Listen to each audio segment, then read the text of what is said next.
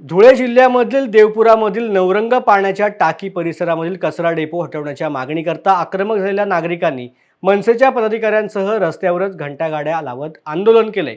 या कचरा डेपोमुळे नागरिकांच्या आरोग्याचा प्रश्न निर्माण झालाय। दुर्गंधीयुक्त वासाचा नागरिकांना नाहक त्रास सहन करावा लागतोय। त्यामुळे गेल्या 3 वर्षांपासून नवरंग पाण्याच्या टाकी परिसरात कचरा डेपो हटवण्याची मागणी नागरिकांकडून वेळोवेळी मनपा प्रशासनाकडे केली जात आहे। त्याकरता आंदोलन देखील केलं गेलं होतं, मात्र मनपा प्रशासनाने याकडे दुर्लक्ष केलंय।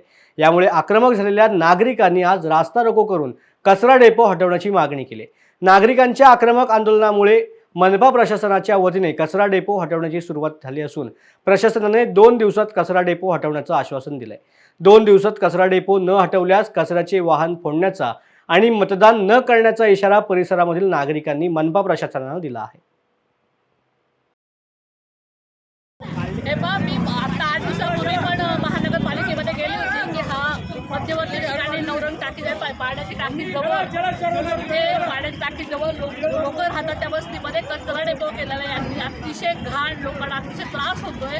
लोक व्यग्र झालेले, डास मच्छर वासांनी अतिशय व्यग्र झाले। ते स्वतःहून आज बाहेर आलेले।